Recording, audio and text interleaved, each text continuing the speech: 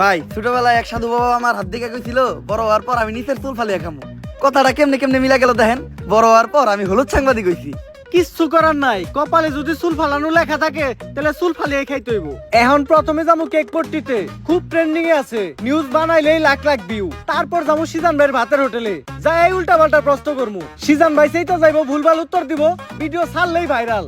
আর যেহেতু দুপুর হয়ে গেছে, ফ্রিতে গরুর মাংস দিয়ে এক প্লেট ভাত ছাটিয়ে দিমু, কাম হইলো খাওয়ানো হইলো।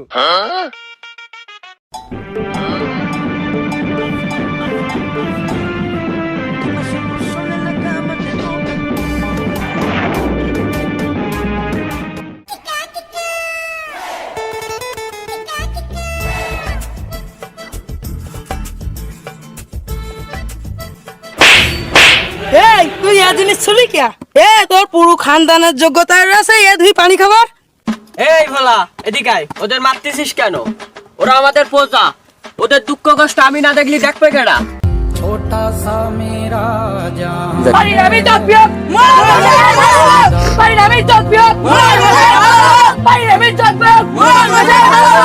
আর এমনি তো আমার শায়রির একজন বড় ভক্ত, তাই তো মদন? না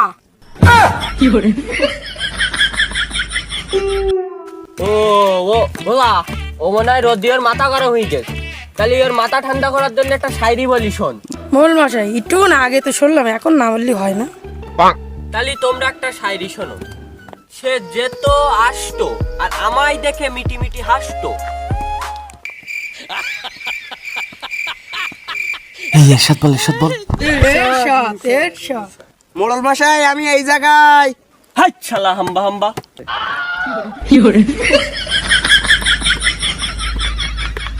সে যেত আসতো আর আমায় দেখে মিটি মিটি হাসতো। মোল মশাই বাকি করে আমি বলি, আমি নিশ্চিত আপনাকে মনে মনে বোকা শোকা ভাবতো।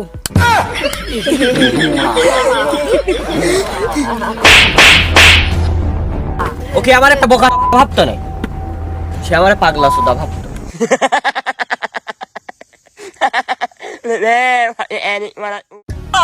তুই মোড়ল মশাইয়ের অপমান করিস? কার এই ক্ষমতা আছে 10 গ্রামের মধ্যে একটা সাইকেল কেনার? আমার মোড়ল মশাইয়ের আছে। কি আছে? যোগ্যতা।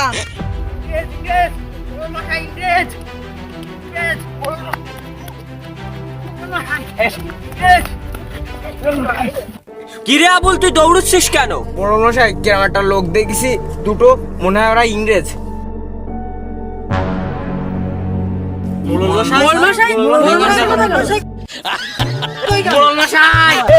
ওই ইংরেজ হইছে সব ঘরে ধরতে পোলা, আর সব মেরি ফেলবেন, আমি ঘরে ধরতে পোলাই যাচ্ছি। আপনি তো মোড়ল, আপনি যদি চলে যান তাহলে সমাধান দেবে কেডা? ও আমি তো মোড়ল, আমি তো সমাধান দেব।